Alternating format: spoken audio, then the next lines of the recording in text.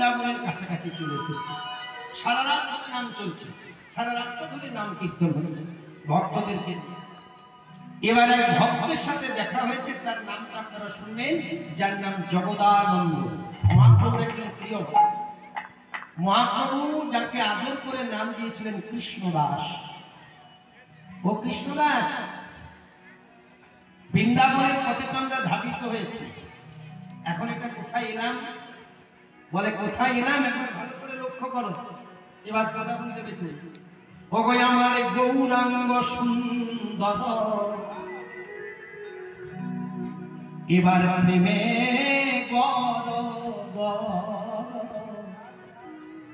ভবয়ে যমুনা, আমার গৌরাঙ্গ সুন্দর,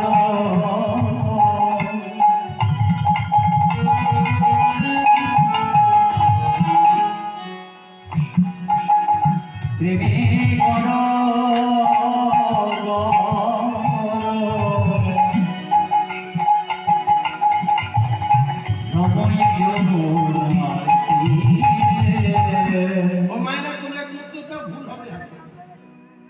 নবদ্বীপ ধামে গেলে যে নদীটা দেখতে পাওয়া যায় তার নাম কি?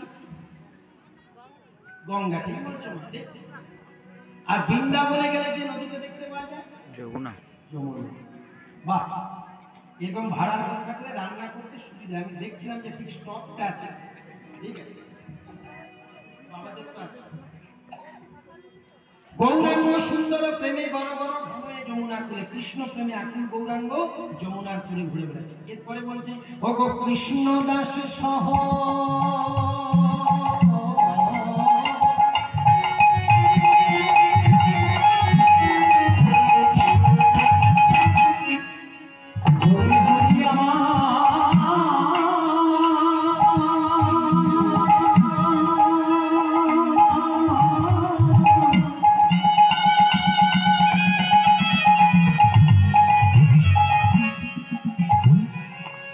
গৌরী হরি আমার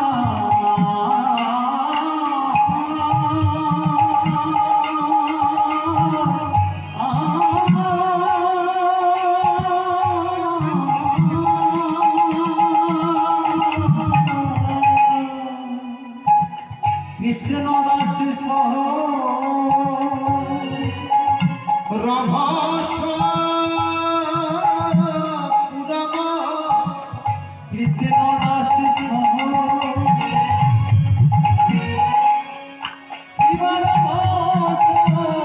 সহ ভগো শ্রীরামে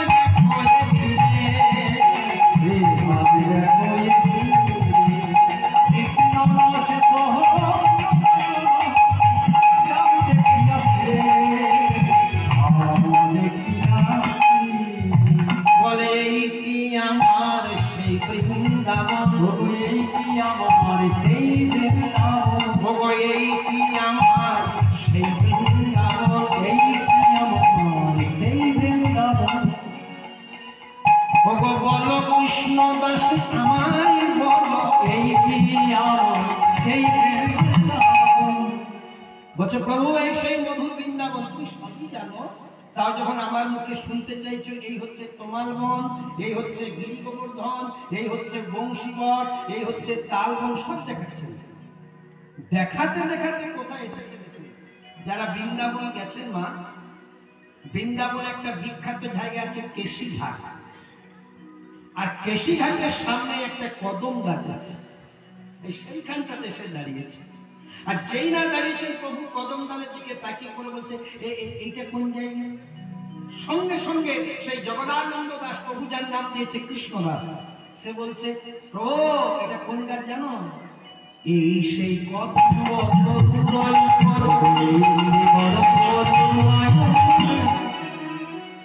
এই সেই কদম তরুর উপর, এই কদম গাছের উপরে, যেই না উপরে বলেছে, তখন থেকে ভাবটা জাগতে শুরু করেছে মহাপ্রভু। কেন জাগবে না মা? গৌরহরি কে? উনি তো রাধা কৃষ্ণের মিলিত বিগ্রহ।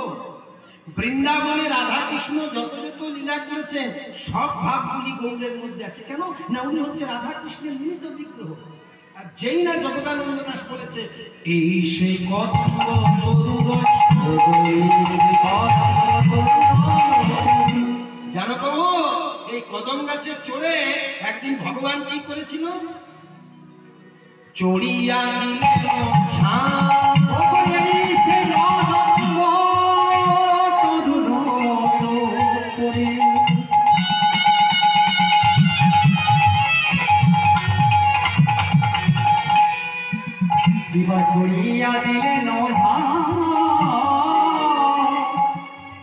এবার মায়েরা আসতো, একটু অনুমান করো, ভুল হতে পারে।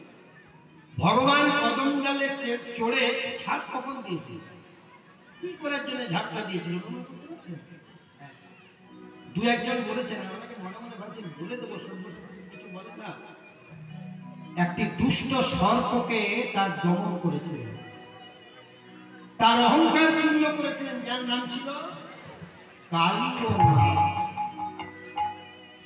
যেই না বলেছে এই সে কদম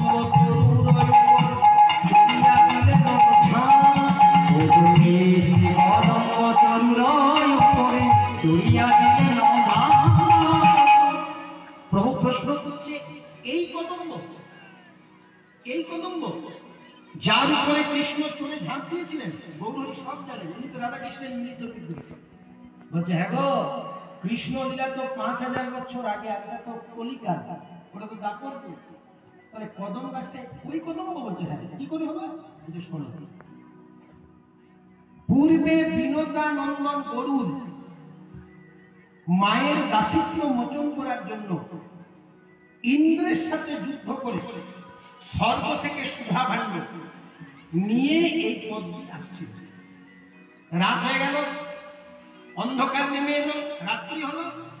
গরু করলো কি? ওই কদম গাছটার উপরে সুধা ভাণ্ডটা রাখলো।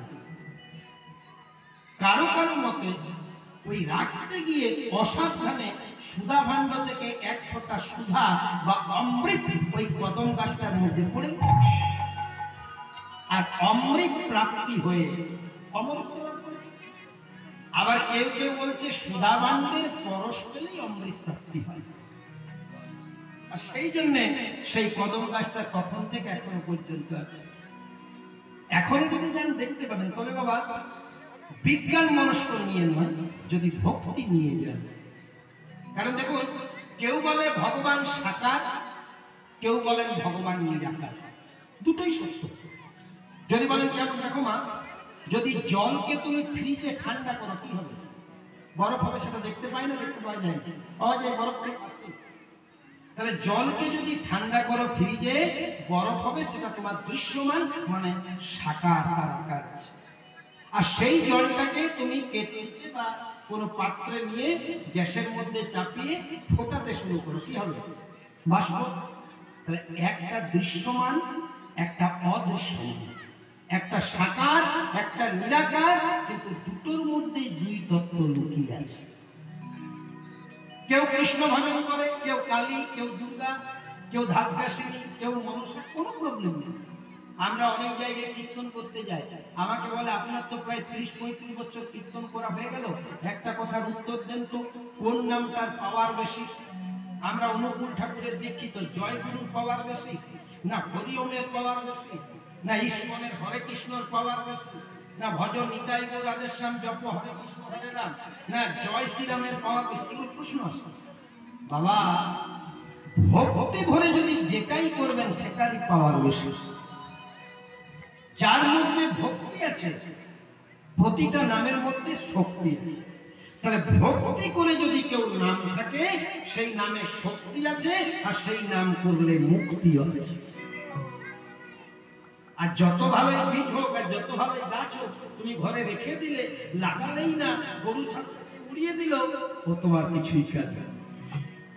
ওই জন্য ভগবান জানে যে কলিযুগের মানুষ আমাদেরকে নিয়ে তর্ক করবে। গীতাতে বললেন যে যথামান প্রপোদন্তে তাং স্থতৈব ভজামি, যে আমাকে যে রূপে ভজন করে আমি তাকে সেই রূপে কৃপা করব। আমি প্রতি বছর একটা উদাহরণ দিই মাদেরকে বোঝানোর জন্য, যে আমার মামা বাড়ি হচ্ছে আসানসোলে। আমার মামা বাড়ি যদি আসানসোলে হয়, আমার মায়ের বাপের বাড়ি কোথায় হবে? গঙ্গায় ঘাটে, আসানসোলে। বাবাদেরকে যদি প্রশ্ন রাখা হয়, বাবা তাহলে আমার বাবার শ্বশুর বাড়ি কোথায় হবে? আসানসোল। মা গেলেন বাপের বাড়ি, বাবা গেলেন শ্বশুর বাড়ি, আমি গেলাম মামা বাড়ি। কেউ বলে বাপের বাড়ি, কেউ বলে শ্বশুর বাড়ি, কেউ বলে মামা বাড়ি, কিন্তু জায়গা এক।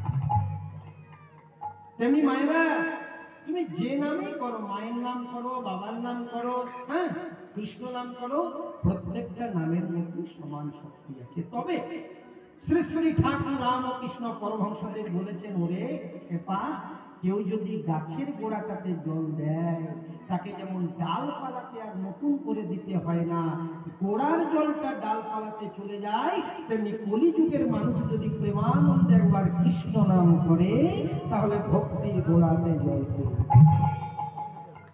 কৃষ্ণ নামের এত গুরুত্ব। এই সে কদম্ব তরুর উপর চড়িয়া দিলেন ঝাড়, ও গো হেতা শিশু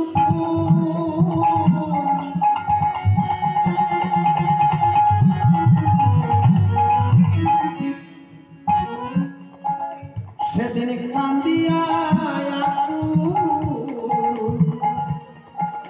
সুরগণ হেরিতা হেতা শিশু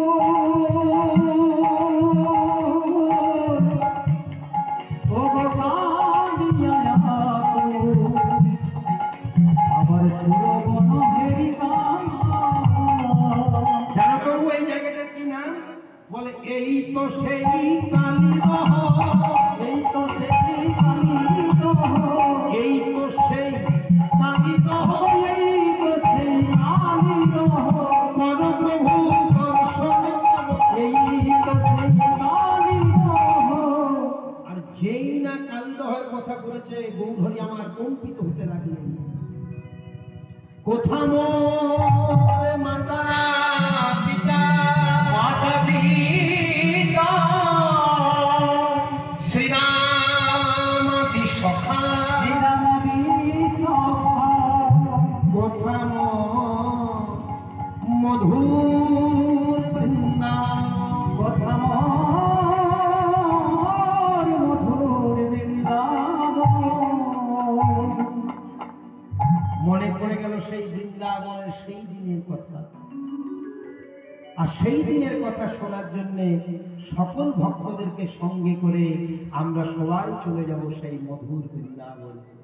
আজ আমাদের আস্বাদনের যে কি বিষয়, সেটা অনেকক্ষণ আগে ধরেছি, আপনাদের কাছে পরিষ্কার হয়েছে। ভগবান শ্রীকৃষ্ণের কালীয় দমন লীলা। ও মায়েরা, কথাগুলো মনে রাখো। কৃষ্ণ যেদিন কালীয় দমন করেন, কৃষ্ণের বয়স কত ছিল? এগুলো প্রচার করবে, এই শাস্ত্র থেকে এগুলো বের করে আলোচনা করবে। কৃষ্ণ যেদিন কালীয় দমন করেছিলেন, বাবা, আমরা লীলাটা অনেক শুনেছি বটে, কিন্তু এই লীলাটার মধ্যে এত কিছু অজানা জিনিস আছে যেগুলো আমাদের অনেকেরই যোগাযোগ নেই। আজ এগুলো শুনবো, যেগুলো জানেন সেগুলো কম জানবে, আর যেগুলো আমাদের এখনো কিছুটা অজানা রয়ে গেছে, যেগুলো গুরুর কৃপায় বা অনেক জায়গায় গিয়ে একটু সন্ধান করেছি, সেগুলো বলবো। প্রথম কথা, কৃষ্ণ যেদিন কালীয় দমন করেন, বয়স কত? 6 বছর। এটা মাথায় রাখবেন। কৃষ্ণ যেদিন কালীয় দমন করেন, কৃষ্ণের বয়স ছিল প্রায় 6 বছর। যেদিন বাম হাতের কনিষ্ঠ আঙ্গুল দিয়ে গিরি গোবর্ধন পাহাড়টা তুললেন, বয়স 7 বছর। এবার হ্যাট্রিক বল, কৃষ্ণের বয়স যখন হলো 8, তখন বৃন্দাবনে সর্বশ্রেষ্ঠ লীলা করেছিলেন না, কি নাম? রাসলীলা। তাহলে ভগবান শ্রীকৃষ্ণ বৃন্দাবনে ছিলেন প্রায় 11 বছর। তার মধ্যে 6 বছর 6 বছরে করেছিলেন কালীয় দমন, 7 বছরে গিরি গোবর্ধন, আর 8 বছরে রাস। সেই কালীয় দমনটা কেমন ভাবে করলেন? আর কালীয় নাগ আসলে 7 ছিল না, মা, সেদিন ভক্ত ছিল। সব ছোট্ট ছোট্ট করে কথাগুলো শুনবো। একবারে মধুময় বৃন্দাবনে চলে রে আমার মন,